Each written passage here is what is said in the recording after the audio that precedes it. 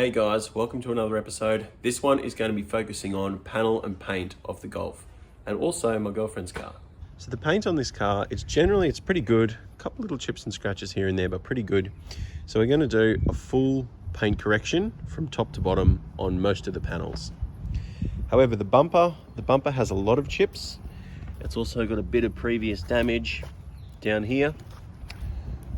This rear view mirror cover as well also has a bit of damage. So I'm actually going to respray the bumper. Another common problem with this model is that this mount up in the corner here, it tears through the plastic. So it's not restrained, and as you can see, it looks kind of sloppy. The bumper moves forward and it always sags a bit in both corners. So we're going to fix that as well. My girlfriend's car though, I reversed the boat into it. So it's got some nice big propeller holes. This one's going to need patching from the inside, filling, fairing, etc. All right, we've just been to the body shop and we've got all our supplies. So I really like to use this brand of paint.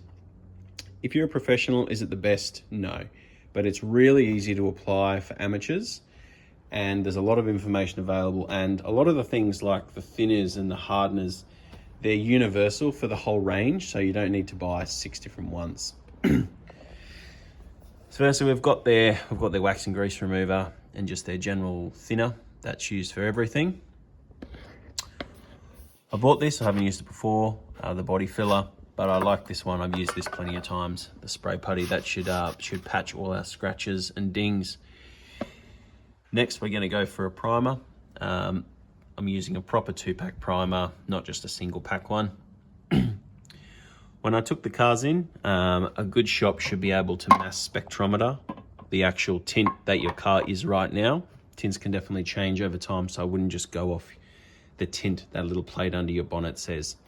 So they mix these on the spot for me, and in the past they've nailed it. So with the actual color coats, with the actual base coats, they're actually just a single pack paint. All you do is mix them with thinners and apply them. But that's okay because they're going to be sandwiched between two pack paints. So finally on top we have a proper 2-pack clear to go on as well. Definitely seen me take off the bumpers a few times, so we'll tear through that pretty quick smart. To be honest, they're about as difficult as each other to take off. Far more difficult than they need to be.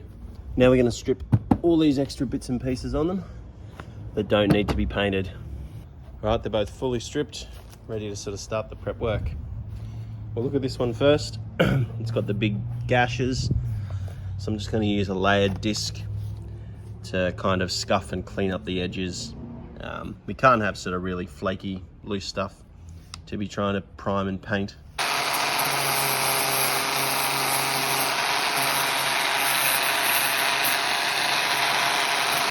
Right, with those areas done, you're going to sand down the edges of them with some very aggressive 100 grit, just to prepare for the filler.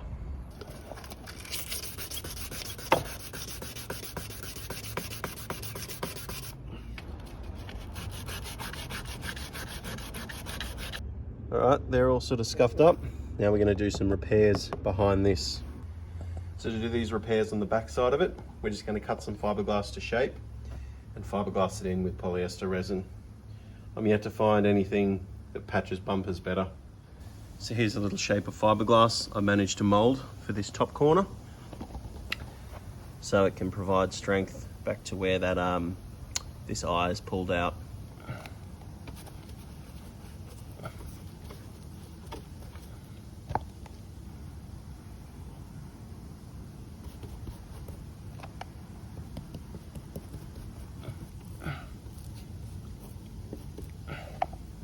So I've got 2 sorts of filler. That's good for the deep cracks, and then the much lighter little scuff marks, I have good luck with that. It's just a spray on putty filler. All right, I'm gonna mix up some of this filler now. That should honestly be more than enough. You don't have long to react after you've mixed this stuff.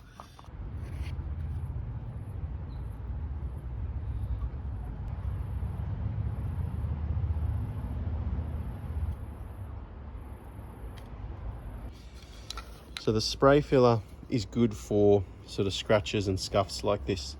where they're not really deep enough to warrant the actual filler, but there's a good chance the primer won't completely cover them.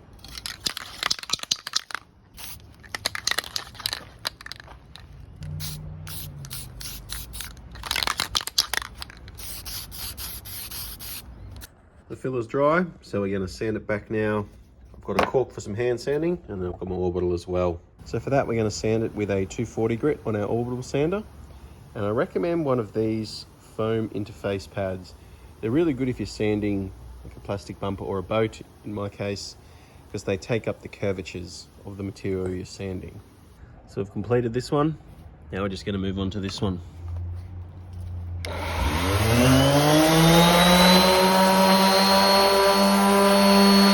So with them sanded back, see there's a few little spots that the fillet didn't quite fill. So we're going to put a bit more on. So we sanded back the second layer of filler we put down, and we're now got a completely flat surface everywhere. The same can be said for the Golfs. So we're ready to do the final sand back before we spray it with the primer.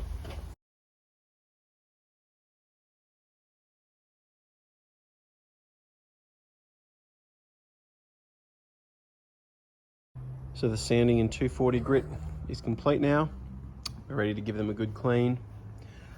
Make sure when you do these sands, make sure you also sand the corners really, really well. You don't want to hit it with a pressure washer and have your paint flake off in a few weeks. That will happen, and that's often what you see on repairs where they haven't properly sanded. Now for a very good pressure wash before we start doing the wax and grease remover.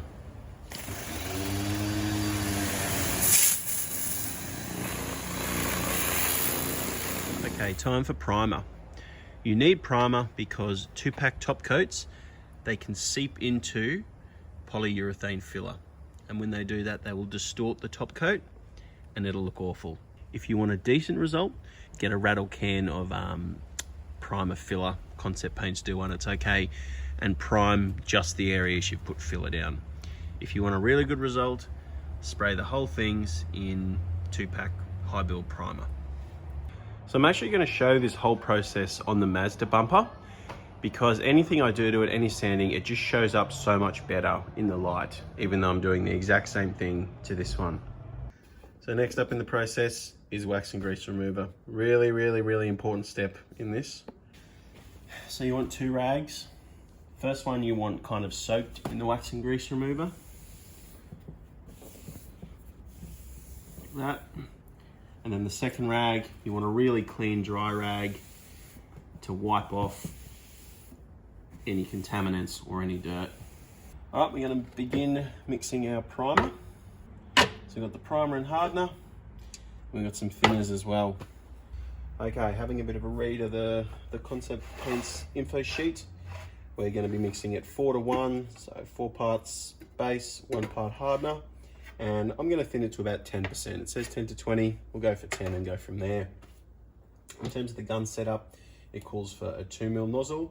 I've got a few different nozzles. The closest I've got is a 1.8. I think that'll do. I just wouldn't try and do it with like a 1.2. I recommend a water trap as well. Even just spraying a bit of thinner before, it's already caught some moisture in my compressor.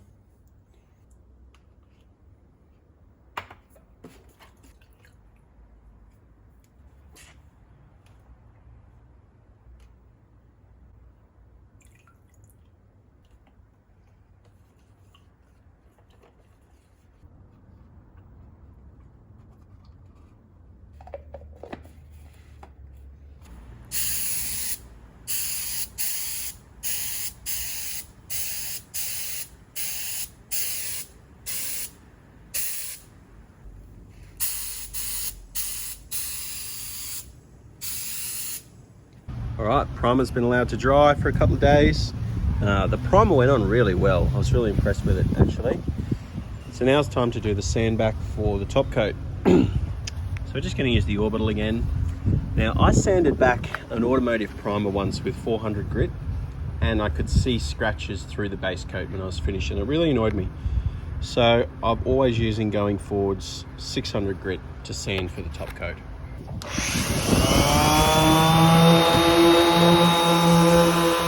Flat bits are done with the orbital.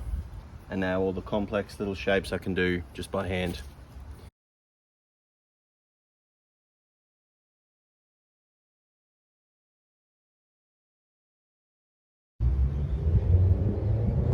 So the primer's all sanded back on these now. Got it totally flat. It took a couple of goes, sand it, spray it all down, and look for any orange peel that's still left over. But we're looking pretty flat now, so we're going to move on to the clean. So we're going to give everything a good wipe down with the wax and grease remover, and 2 rags doing 2 passes of everything. And then wipe it off with the clean one. So we're in our $20 Marketplace tent spray booth, and we're going to give it the final clean down with the tack rag.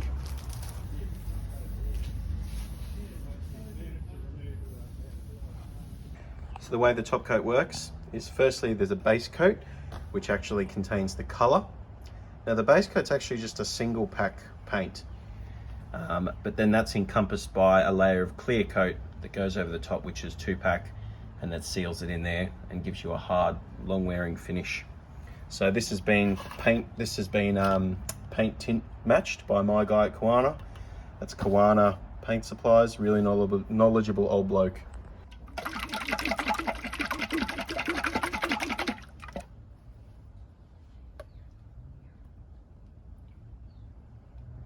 So we actually thin this 80%, which sounds like a lot, but it is just a single pack pre-mixed paint. So that's going to be almost 200 ml of thinners we're adding to this.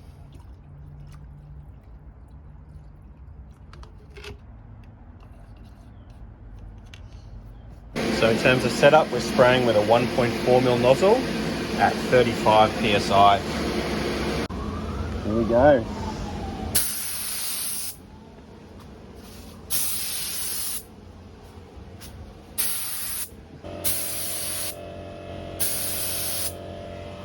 It is difficult to record when everything's going on, but that is 1.5 coats, I would say. So we're doing it very lightly, so you can see patches and primer through it, and we're waiting about 10 minutes in between coats. So the final layer is the clear coat, and it is 2-pack, and we're doing this one at 2:1 with a 5% reduction.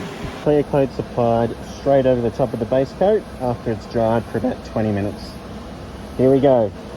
Okay, overspray is still clearing, but I think that's us. That's 3 coats, all went on really well. Looks consistent, no runs. I think I'm going to call it a day. Let it cure for a few days, and we're all finished. It came out really well. There was no runs. I didn't miss any areas from what I can tell. So it's looking pretty good. Car's filthy. We won't know the colour matching until it's all fitted back to the car. To continue with our front end restoration, we've got a nice new front grille from Sterling Parts. It's not a genuine one, but it looks pretty good for about 170 bucks. It's all back together, giving it all a bit of a clean, and it's perfect. Tints match just about perfectly, and the finish was great as well. It's come a long way. It's become a very, very good looking little car. 2 of the best looking hatches ever built, in my opinion.